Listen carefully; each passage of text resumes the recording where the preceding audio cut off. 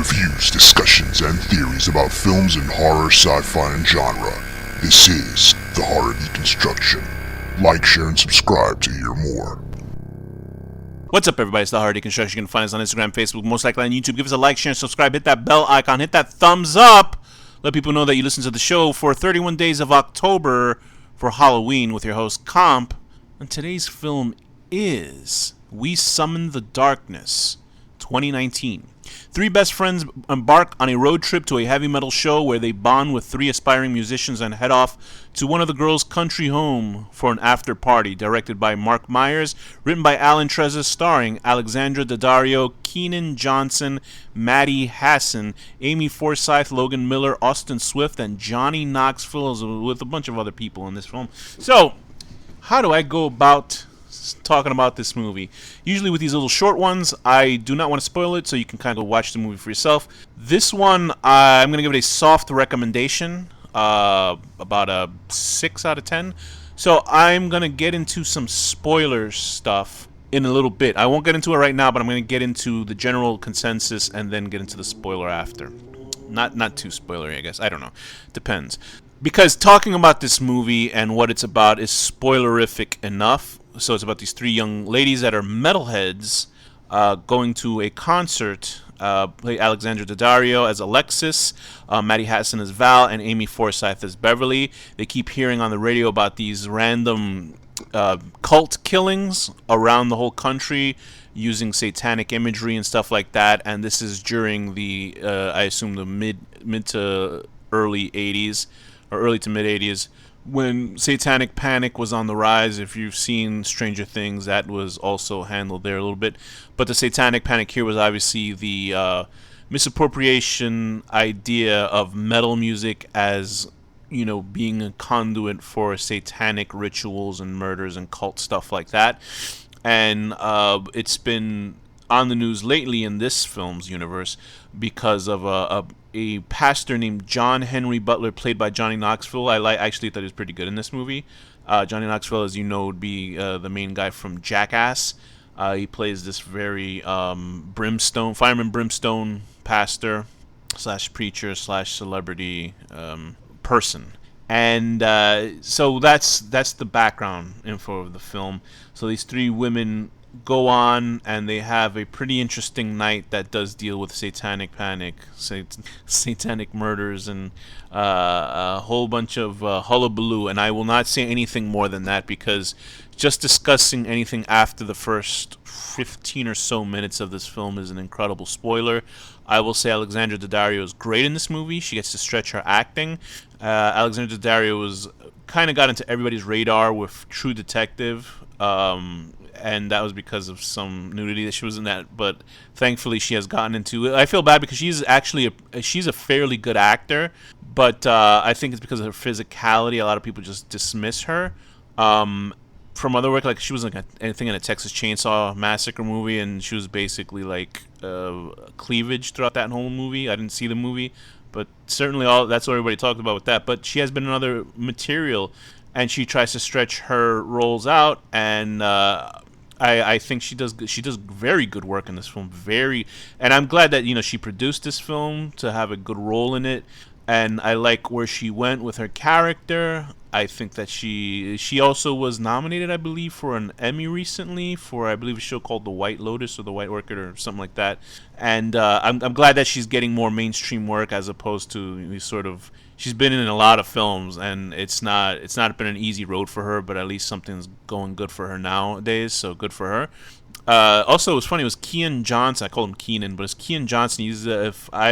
I'm sure I've seen him somewhere before, but I definitely know he was from the Alita Battle Angel film, directed by Robert Rodriguez, which was a fun movie. Unfortunately, it didn't get a sequel. I wish it did. It's a weird sort of a good adaptation of an anime slash a manga slash anime. And he plays the love interest in that film, and I was surprised where they went with that movie that actually followed the manga enough with him in it. But unfortunately, not enough people went to go see that. Maddie Hassan plays one of Alexis's friend Val, the party rocker blonde that has to pee all the time. Amy Forsyth plays Beverly, who is this sort of meek and timid, quiet girl who's part of the crew, and she's the one that has a little crush on Mark, and so she invites the boys over, and there's Kovacs, who's played by Logan Miller, who plays like the lead singer of this band that Mark was the drummer for, and he's leaving them to go live in California. And there's Austin Swift, who I believe is a guitarist, he's playing Ivan, and so these three meet up, and the night does not go where it's expected. So that's all I'll say about it. I think it's an entertaining film. I think it's stretched out more than it needs to be. I think it's one of those films where a location is stuck and not that much interesting stuff happens to keep it that much. I mean, I watched the film, so I wasn't like completely bored by it, but I wish they had done more with the location that they used in the film itself. That's all I'll say, because saying anything else will completely spoil the movie. And going in, if you go in without seeing trailers or anything, I don't think I even saw the trailer for it. I'm not sure how the movie was sold, but it's really worth watching, and definitely as sort of it's against genre tropes, but then it just sort of just goes back into its genre tropes. So once the reveal happens, but I feel like it's spoiling just by saying once the reveal happens. But it's a good film. I liked it. I thought it was pretty interesting. Unfortunately, I thought the best part of the film was the use of T'Pol's song, Heart and Soul. Like, but the weird thing is, it's like a metal movie. It's sold as a metal movie, and there's like, you don't really hear metal here and there in the movie. It's just that's just sort of like dressing for the film. But the use of the song at the end has nothing to do with the film itself. It's just sort of this is an 80s movie, and we're going to put this really good song by T'Pau, T''Pau, that's the band. They made the song Heart and Soul, and it's a really cool like poppy synth song. And they put that at the end, and I'm like, this had no. You would think if this movie would have a metal song at the end, but it doesn't. It has that song, so it feels totally disconnected. It feels like they just put a really good song at the end, just so you know this is an '80s movie, and this is a good choice in the song, and I think it's probably the best part of the movie, besides Alexandria Daddario's acting. And also, it has decent blood effects in it, decent gore. It's not overly gory, but there is blood. There's a lot of blood in this movie. But the thing that the T'Pau thing reminded me of was that stupid Netflix Death Note adaptation, where at the end of it they used the Power of Love song in it, the original '80s song, and like that had nothing to do with that movie either. But that was like a great song that they used. So it seems like these directors just put on a great song so people can be like, hey, what's that song at the end of the movie? Regardless, I'm going to go into spoiler territory. So like I said, it's a 6 out of 10 for me. Go watch the movie. Go listen to what I say after this. So right now it's going to be spoiler territory from now on. Okay? 5, 4, 3, 2, 1. So the interesting twist in the film, and the thing is I had figured out before I even saw the movie or even knew about it, is that people said, oh, it goes against type. It goes against, expectations with Alexander Daddario. And I'm like, okay, so then she's the bad guy. The girls are the bad guys in the movie. And as I was watching the first few minutes of the film where the girls are in the car and they hear the report on the radio of the serial killings, and they're not like frightened, they're just like, oh, that's, you're supposed to be thinking that, these girls just don't want to hear this. And I was like, oh wait, they are the killers. They're the ones that are on around the country, part of whatever's going on. So I knew it. I was like, okay, so they're the bad guys. And within half an hour or 20 minutes into the movie, when they invite these guys over to Alexandra, her character's Alexis, they invite her over to her house, and they tie the guys up and they kill one of them. That part I thought was Daddario's best acting, because I think this is their first kill, because the thing is that they're part of a congregation led by Johnny Knoxville's character, John Henry Butler.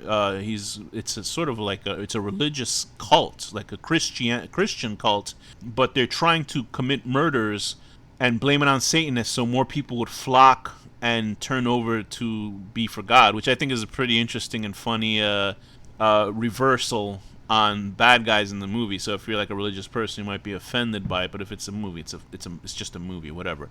So this is the first time she has to kill somebody, and she kills this guy, and her like overly anxious reaction to it, I thought was like the best acting in the film, because she's like trying to catch her breath and she's super energetic, and she's like going crazy, and it's great. It's a great acting scene by her in that part. And so the whole rest of the film is just two guys escape, and they're stuck in this pantry room for the rest of the movie. And I thought that was a little bit, have them go around the house, do something cool. It's mostly just cutting back and forth between Alexis and Val trying to break into the room while these two guys are in there, and then just short little interludes of a cop trying to find stuff out. Alexis's mother-in-law, ex-stepmother, being a little bit too nosy. So I thought it was fine. But I thought it was a waste of a big house like that. You'd think they would put a little bit more, like, if they had a mansion, they could have just, like, gone around the house. But, I can't talk for budget-wise. This is what they did. I thought the acting was really good by everyone well around. I thought Dario really stood out.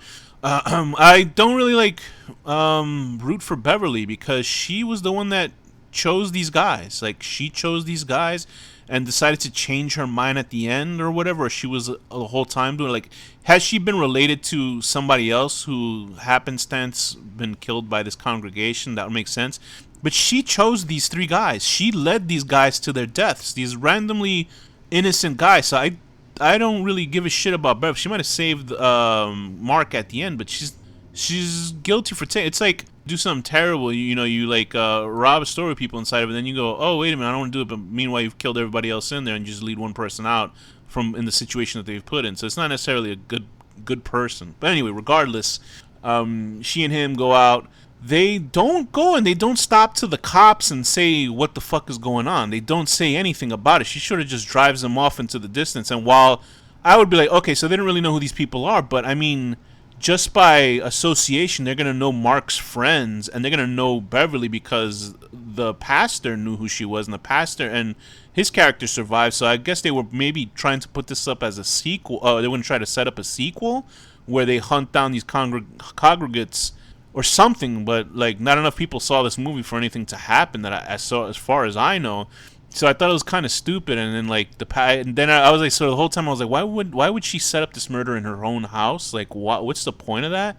But then I guess it makes sense that this guy, Johnny Knoxville's character, wants to make it look like even his house was hit with this situation. But like, how would he randomly have 3 dead people in his house? Like, it just doesn't mean whatever.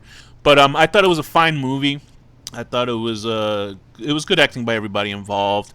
I thought it got a little bit stagnant with its location, that it only used like 2 or 3 rooms from the place. I didn't understand Val's death. She just got her head set on fire and she just burned to death, I guess. She just ran off with her hair on fire. That didn't make any sense. Unless she came back for a sequel, because they said 6 people died in the house. My count was off.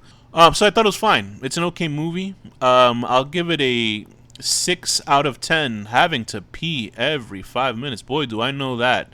And this has been the Horror Deconstruction, so thank you for listening.